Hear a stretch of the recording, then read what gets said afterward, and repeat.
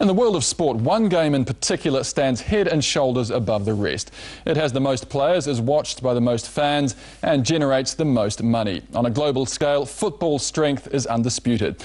And now one of football's offspring is gaining more and more players, media attention and fans, because a game that started off as the ultimate casual kick-around is starting to get serious.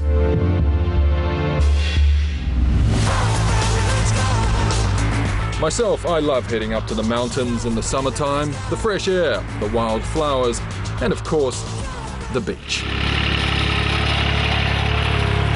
There's 600 tonnes of sand. We had 25 lorries with 25 tonnes of sand. And why would they do that? To host a round of the ever-growing European Beach Soccer League. The first European League in 1998 we started with 6 teams. Now we have involved more than 20 teams, national teams. In beach soccer, there's no shortage of action. On average, you'll see 11 goals per 36-minute match, which is certainly enough to arouse the passion of someone like former Manchester United star Eric Cantona. You see every 10 seconds you have an opportunity to score a goal, so it's very exciting.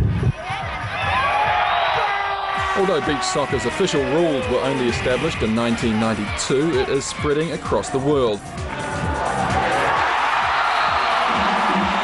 The first FIFA World Cup for beach soccer was held in 2005, and as the sport's structure becomes more professional, so does the interest from broadcasters. This year, for the first time, the entire European season will be shown live. So this sport is perfect. It's we want to have a young audience. So this kind of sport is perfect and it's good for the image.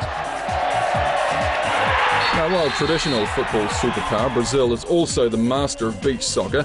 The game does provide a good opportunity for football's less famous nations to shine. In the last World Cup in Brazil, we've got Solomon Island, which is something that they reach a dream.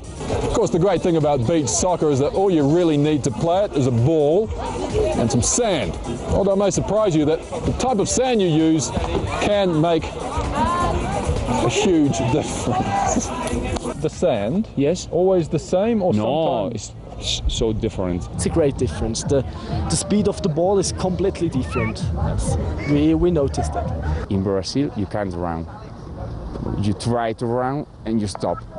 To the untrained eye, beach soccer may simply look like an orgy of bicycle kicks and fancy Dan moves. But as it grows, the sport is in a state of constant transformation. 5 years ago, we played offensive. We wanted to score goals. Today, you have to look to not receive goals. One thing that the countries, the teams are increased is that they run a lot and they are very hard, physical. In Europe alone, it's estimated there are now over 70,000 players, although few actually make any money. There are 2 or 3 players in our team, they get money. But not much money? Not much money.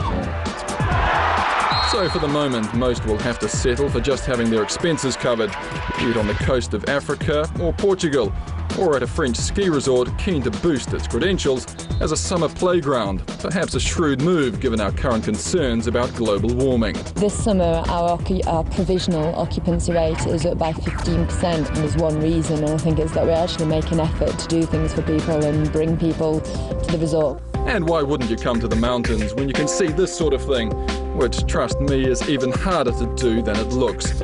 Although I must say the sand in Tenia didn't really suit my style. But even if my future in beach soccer is limited, some are convinced the game itself is a sleeping giant. In the future we play in front of 60,000 people. Do you think so? Yeah. Honestly think so? 60,000 is maybe too much, but how far 15 or 20,000.